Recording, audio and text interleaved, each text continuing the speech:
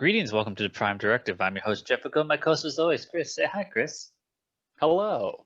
What's up, Chris? Disco, episode 7, season 3. Reunification. Part 3. It finally happened. I'm digging it. I guess I don't want to get into it too early, but I think the name might be my favorite part of this episode. Yeah. Although I did like the name quite a lot. I appreciate that sort of nod. You know, I didn't even think about it while I was watching the episode, but where Grudge sits on the bridge and Book's bed is, cat watches, Chris. Cat watches. Yeah, okay. Of course, that's where Jeff's going. You really hate it. Hate is a strong word. But I'm also living on the shuttle bay of a Federation starship, and no one knows what to make of me. Let's acknowledge this isn't a long-term situation. So Michael talks to Tilly about the burn. We find a little bit about SP-19 and that they didn't report the findings. There's microseconds apart, Chris. SP-19 totally not being an SG-1 ripoff. We got some kind of Ori Supergate going on there. Yeah. I thought it was Sunblock at first. Oh yeah, that'll do it. Yeah, we learn Navarre is the new Vulcan homeworld, or should I say Vulcan Romulan homeworld. Reunification finally happens. Spock gets some credit. Yeah. We get a Nimoy clip. Closed minds have kept these two worlds apart for centuries. The union of the Vulcan and the Romulan people will not be achieved by politics or by diplomacy. I liked that. I liked that quite a bit. Kind of makes me want to go back and watch, the original Unifications 1 and 2. We even got a little Picard shout out, as being from Picard's log or whatever. So that was really cute. You know what? I take it back. That was my favorite part. I liked the old Nimoy clip and just the continuity, Jeff. We like continuity. Yeah, we like to remind you that this is still Star Trek. Hey, we did a TOS clip and now we're doing a TNG clip. I hope we get a DS9 one soon. Nobody will ever acknowledge DS9, Jeff. They just don't do it. Lower Decks does it sometimes. Oh, they do it all the time with those uniforms. Vance tells us SB-19 Vulcans created alternate timeline or alternate travel source they wouldn't share, and then they left the Federation. Yeah. So later we find out because resources got a bit stretched, Federation got too big. This seems weird to me. Like, I feel like we've learned how to recrystallize dilithium a couple times now, so I don't know why dilithium resources would be so low. They've just really latched on to dilithium in this. Like, dilithium seems to be the MacGuffin that just makes starships go. And son of a bitch. Even before the burn, the Federation was running out of dilithium. All member planets were ordered to put their best scientists towards finding a solution. Being treated like a fuel, and it's not. It's never been a fuel, and they're just. I guess it's easier for audiences to understand. There's a fuel. It's dilithium. We're running out of it. But that's plasma, not what it is. All that other stuff. Dilithium basically just refocuses.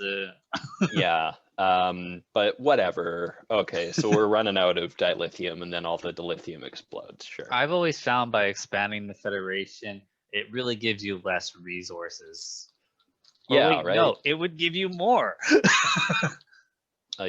Yeah, I don't know. We knew how to recrystallize dilithium by Star Trek 4. Like, we did that, and then Tilly's friend Queen Poe did that, and I don't remember if we recrystallized dilithium in anything else. I think we discussed it. I feel like if Scotty can do it in Star Trek 4, and this random lady can do it in TOS time, then I think someone can figure it out in the next 500 years. But even Superbrain Barkley came up with another source of travel. Yeah, Superbrain Barkley. There you go. Drew's talking to Tilly and offers her acting first officer job, which obviously should have went to Nielsen, obviously. Yeah, or whatever. So this is big yikes number 1. That's my girl. That's my girl Tilly. But I'm pretty sure she's like the least qualified person on the ship. According to Surak, by traveling through the wormhole, even though everybody did it, that gave her all the command experience she would need. How about completing the command course? Like I get, this is something she wants to do, and she's shown some aptitude towards being in command, certainly before. But there's so many other people on Discovery that are more senior officers that are probably also on a command track. I never completed the command training program. You traveled through a wormhole. Sir, I'm an ensign. I would be responsible for lives. This should have been Non. Like, is this why they got rid of Non, so that Tilly could be first officer for a season? You know, I thought Non came over as an engineer and then became Discovery Security. I'm just like, this is some weird jumping. Yeah.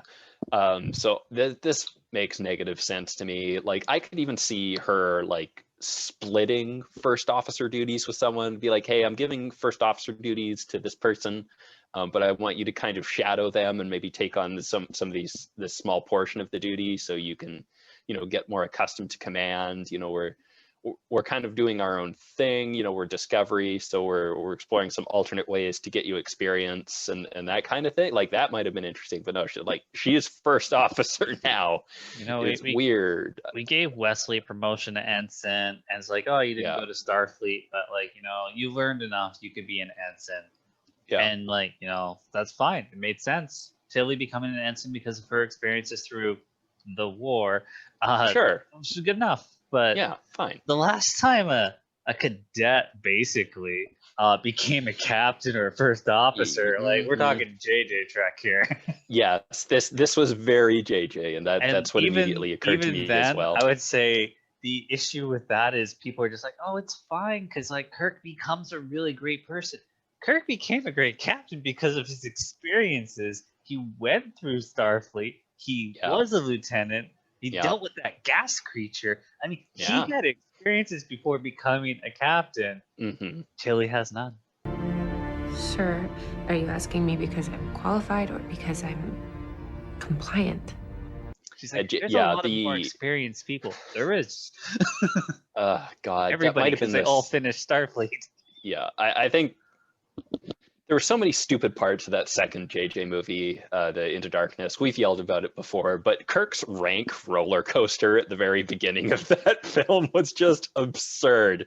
It's like, you're a captain, you're a cadet, you're a first officer, you're captain in the span of like 20 minutes. Yeah. Just chill the fuck out. And like, but again, that's because he didn't have the experience, and they're just like, well, you were great in this alternate universe, which we don't know about. That wouldn't factor in. Going through a wormhole does not give you experience. No, I think the only comparable to this is Mariner, because she got to be first officer for a little bit, but she was a much more experienced officer that had been a higher ranked officer. Yeah, before. She was a lieutenant. And again, this was for like a brief mission to be acting first officer, which good experience. Like, I'm pretty sure I've seen other people be given like, hey, Wesley, you're in charge of this science thing, even though you're Wesley got to be in charge of like a little science project or to get him some experience. Other people get away missions, and it's just like, these are little lessons for people to learn. So that would make you my superior officer? Yeah. Position, only not in rank. Most of this crew has more experience than me, so. Sorry, but what is Tilly led? Everybody likes her. Yeah, she was Sexy Mirror Captain Tilly. She told people to lick her boots or whatever. I think that's been her command experience. Rather than just come back to this, Chris, let's just go that's to the going to be her only experience. Yes, Discovery's going to get weird. Which, I'm sorry, but everything that happened in the universe was not happening. So, you know, Federation denies it, never existed. So she can't use that on her reference. Oh, that's true. Yeah. On the alternate universe, a badass version of me is a bit of a dominatrix captain. That doesn't qualify you in the Federation. No, it does not. The one qualification I will say she probably has on Disco is when Stamets gets everybody together to say, you should take it. She cries, Chris. Aww. That seems like the reason you would be a first officer. I mean, Burnham, you're going to be the first officer that cries. So maybe, I'm not sure. Has Nielsen cried? Oh, no, I don't think so. That might be the issue. But like Discovery keeps lampshading these choices that I really disagree with. And I feel like they know they're bad choices that they're just making because Tilly's a popular character and she gets a lot of lines. So we're going to make her the first officer. oh, what if we have stamens go? Like, Shuru asked me to be his acting first officer.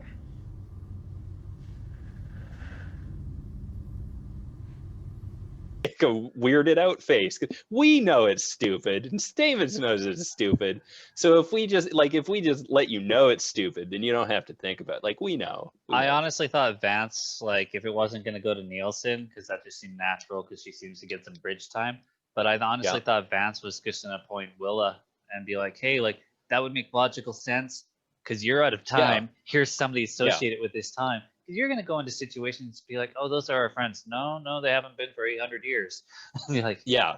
Discovery is very behind. Discovery like, they don't even know. Crew that isn't from what's this time. happening. Yeah. Right now it's just like, hey, go out and do these missions, even though you don't know the world around you. Yeah, I know it's only been like a week or two. I don't remember how long they've said that they've been there, but they don't know about the Vulcans and the Romulans. They don't know shit. Yeah. It would have been excellent to have a current Starfleet officer on board as their number one. That would have made all kinds of sense. And you could have had like Tilly shadow her or something. And they would have been able to drop more tidbits about the world we're in, which would be great for us. Yes, give me more world building. Give me. Be like, is that a Klingon vessel? No, actually, the Klingons yeah, Klingon's over. Yeah. We don't do that anymore. Like they kept undergoing genetic manipulation, and eventually they all just collapsed under. There's no more Klingons. They became goo. Yeah, goo. Honorable goo. So they jump to New Vulcan, Navarre, and we meet Tarina, the Madam President. Oh my God, we haven't even gotten to the plot yet. We've just been bitching about Tilly. Yeah, well, we got that out of the way, though. That was going to be an issue for me, so I'm glad it's done. We must dispense with the Federation's request for data related to SB-19. Our inquiry is entirely scientific in nature. Even science cannot be separated from cultural and political context. There are always implications, as Spock himself learned. They say there's going to be cultural and political issues with this because, I guess even during that little trial thing, people are just like, oh, your province hasn't settled down and you're having these issues. Yes, which is not very Vulcan. It's like, we're here to discuss math. No. Well, Chris, we're going to get to that talk. Oh, God. So, yeah, basically, she's like, no, it's not a good idea. You can come visit, but, like, we're honored to have Spock's sister. And sure. Oh, I guess I should get that out of the way. Like, this is the first time that Burnham being related to Spock has served a purpose other than just nostalgia bait. Because it's, oh wow, look how even extra important this lady is. She's related to that guy you like. We have an excuse to bring that guy you like into the show. Let's learn more about that guy you like. It's never been relevant. Is never mattered towards the plot. It's just been an excuse to throw some nostalgia bait characters at us. But it made sense today. It was like, hey, this lady's related to, one of the heroes of this population, of this culture. So let's send her around and maybe they'll want to talk to her. I'm like, yeah.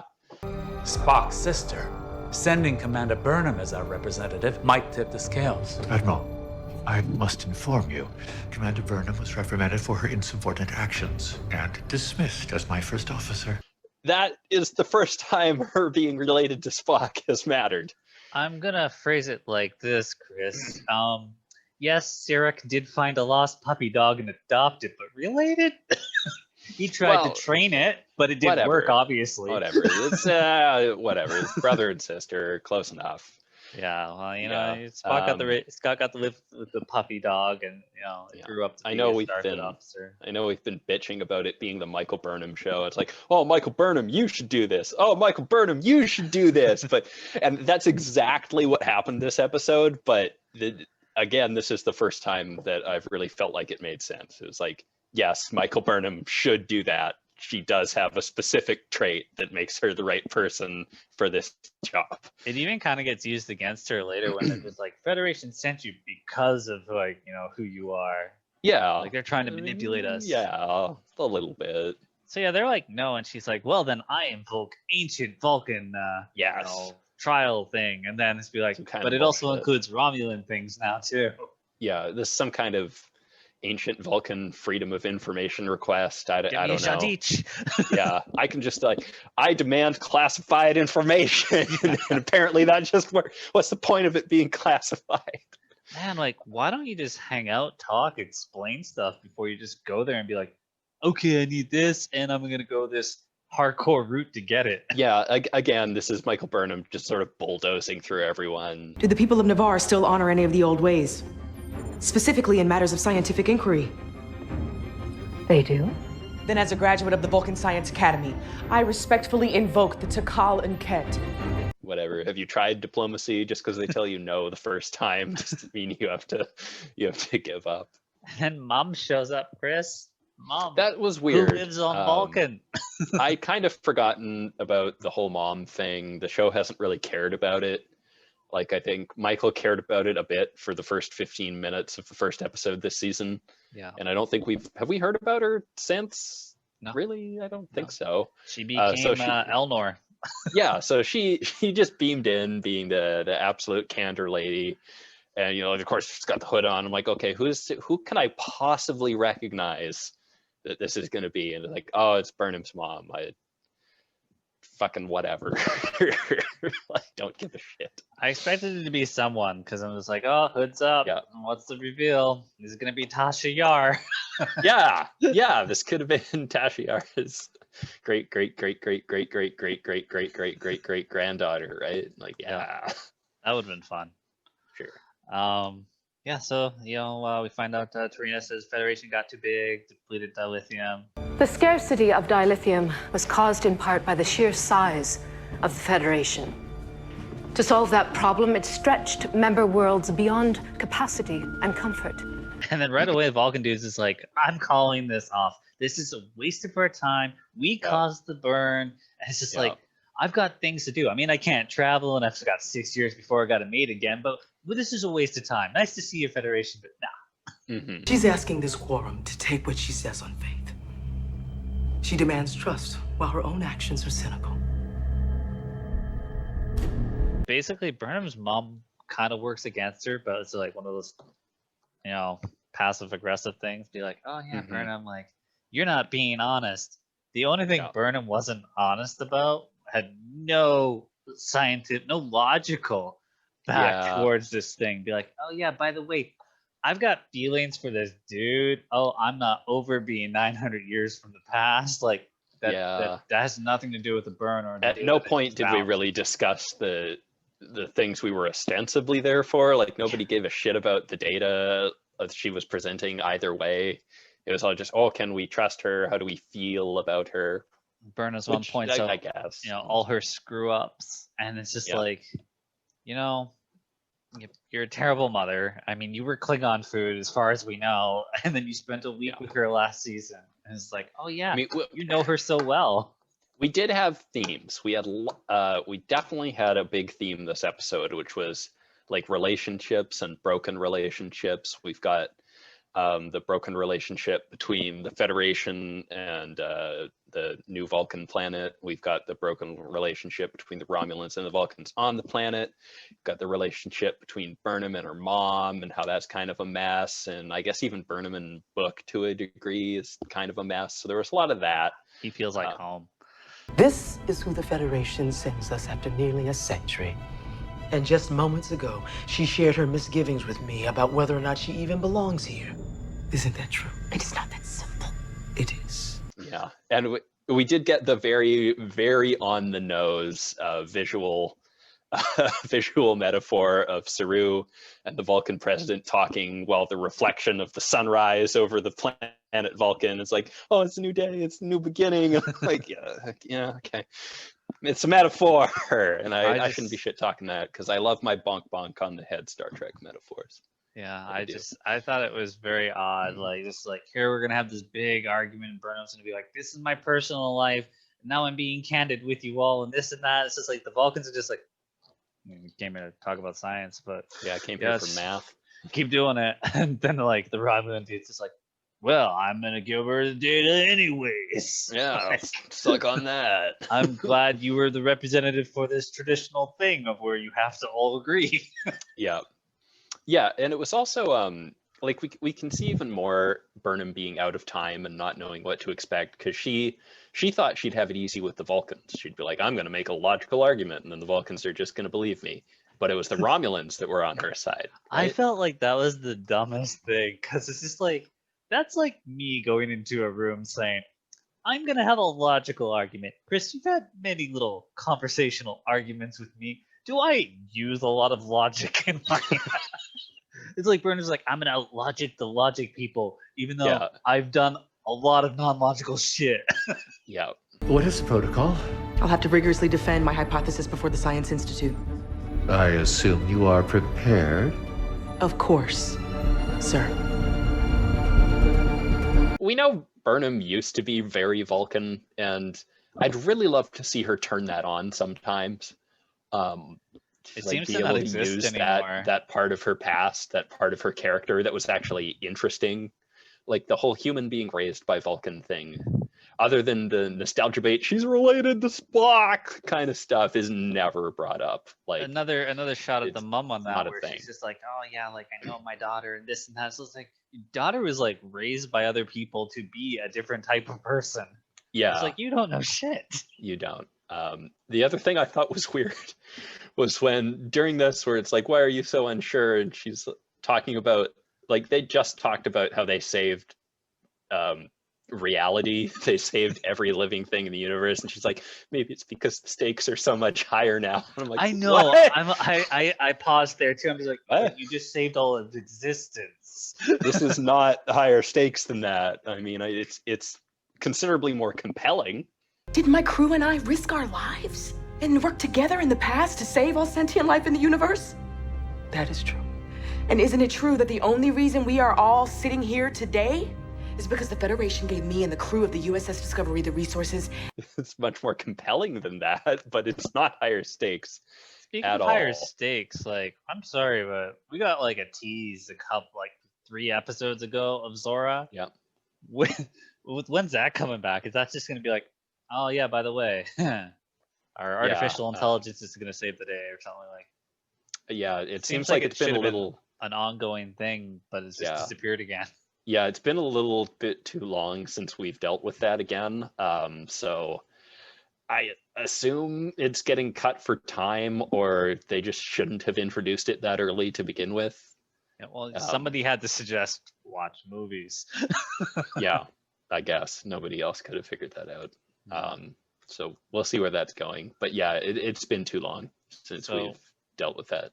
We had a lot of circling, a lot of personal drama being displayed, but really the Vulcans just want to know that they can trust the Federation not to start this project up and cause another burn, of which there's no more dilithium. They can't really do that. But like, there's a little bit of dilithium. Yeah.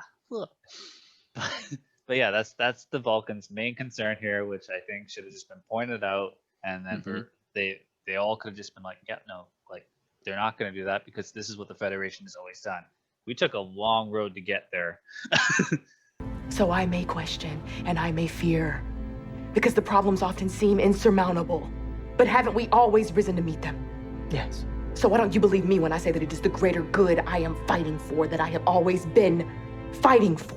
Yeah, the Federation's whole thing is to work together for the prosperity of everybody. Yeah. But I mean, I get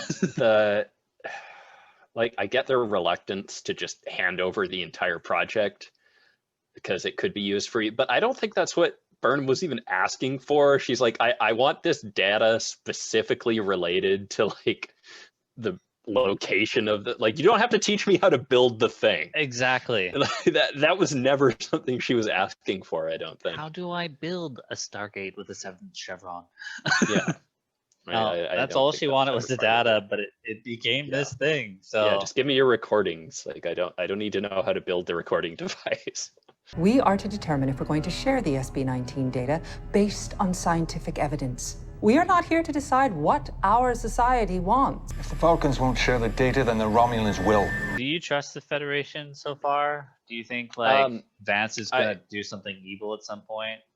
I don't think so. Like they really haven't given us anything shady from the Federation other than David Cronenberg at the very start there.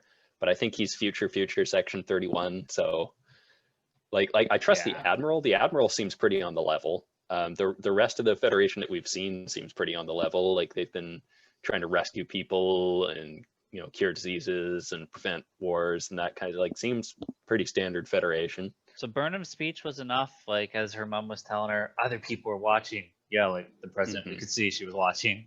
When President Turing saw you, when you let her see you, she decided that trusting you was worth the risk. But I'm just like, should the president be giving that information after your whole jury thing? Just like, nah, I don't think so.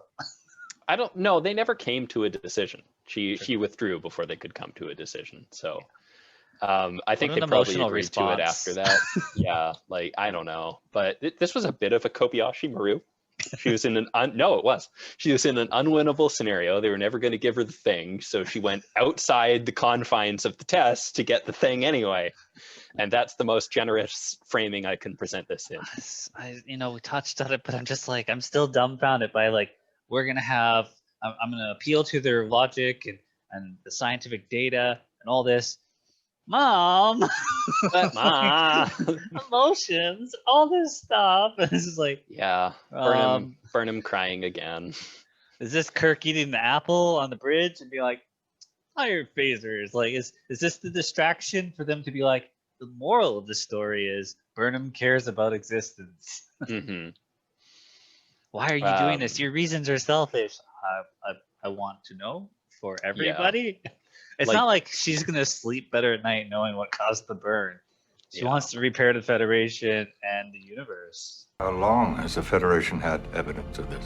A great deal of suffering may have been avoided. I uncovered this last bit of evidence only days ago. It's always so melodramatic with Discovery and especially with Burnham. And it's a lot. Like there's so much whispering about these important topics. Did you notice that, Jeff? Yes. She's always got to talk under her breath. And there's crying and there's drama and there's feelings. And these aren't bad things. These aren't bad things, but it's always the same thing. It's always bonk me over it, like always.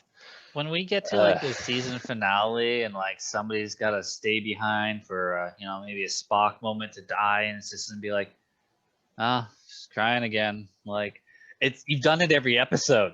Yeah. There's no. Where do you go from here? There's no important like, hey, let's do some big emotional thing this episode. We've done a big emotional thing just about every episode. So is there going to be any raising of the stakes at some point? Can you emotionally follow them?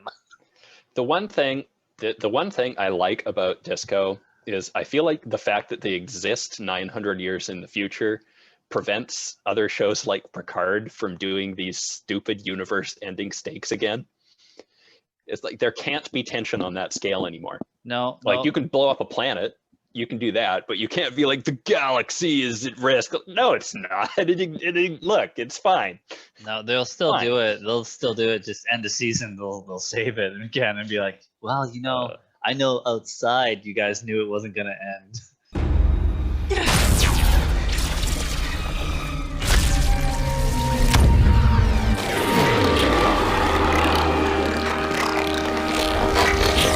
So this episode ends with Saru continuing to flirt with the Vulcan lady and be like, hey, they seem nice. I like them. I thought that was good. Every time she's just like about to smile. I was like, you didn't. She know might what be Vulcan like a was, quarter. right? She might be a quarter Romulan or something. Like I assume there's a bit of a blending of cultures. When Mike hangs with Book and Grudge, and they say each other feel like home. Book's is like, I don't know what to do. I mean, I don't fit in with Discovery. I'm not gonna wear the stupid uniform. Makes me itch. But like, I was hoping rogue shit. I was hoping at the start of this episode that they were going for sort of what you were talking about the other day with the Andromeda thing, where Burnham's more of a member of Book's ship, but they hang around and go on joint missions a lot, kind of thing. I think that's still the case. I mean, but they really worked to establishing that she's part of the Discovery crew and she feels this whole episode was Burnham's back on Discovery and her main goal is the Federation. But I really still think that Book's just gonna hang around and occasionally need help, and every time there's something that they need for him to do, Burnham's gonna put together a crew. We even saw in the trailer for next week, Detmer's flying the ship. Yep. Flying book ship. So they're gonna use it like that, I think, and I hope they put a little thought into it as to like any benefits for Book hanging around. Maybe there could be an episode where Joe Kier saves the whales, because Book is always trying to save shit. Maybe Discovery actually gets involved in an episode with them. I know that would be low stakes, saving wildlife, but yeah, let's do it. That's crazy. Who would send a probe hundreds of light years to talk to a whale? It's possible. Whales have been on Earth far earlier than man. 10 million years earlier, and humpbacks were heavily hunted by man. Like I did like the idea of this episode. I really like the idea of visiting New Vulcan. I'm just gonna keep calling it New Vulcan. I forget the name. But visiting New Navarre and seeing what they've got going on, and we've got to try and interact with them and get this information, try and get them back into the Federation. Like that's an old kind of Star Trek plot. We've got to go here and investigate this interesting species and do a diplomacy with them, and we've got to learn about their culture. And the Federation's a bunch of cool guys, but we got to make sure they know that. And this was another kind of actually Star Trek looking kind of plot, but there's so much Discovery melodrama in this one. And like when we were talking about the third or fourth episode with the Trill planet, I was talking about how I thought I was feeling Discovery had kind of turned the corner on this, where they weren't doing the stupid Discovery shit anymore, but they really leaned into it this episode. And I really wanted to tell you. Oh, did I miss the cool say yes part? Sorry, I'm late. Just wanted your blessing. No, you don't need that. It hurt a little bit for me, and it's just like, hey, like Federation's like, hey, Vulcan, you want to come back? We miss you. But also, like, to be a Federation member, your planet has to be unified generally. Yeah. So I mean, They're Unification 3. That's so much unification. There's a lot of civil unrest for this unified planet. No, they're fine. Three. I don't know. I was talking to Christina the other day, and I was just like, it's odd. The one Frakes episode that we've gotten so far is the one, probably my least favorite one, where they go back to Earth. Otherwise, I've really enjoyed the season, like for Discovery and like a sci-fi show. But the drama in this episode is really weighed me down.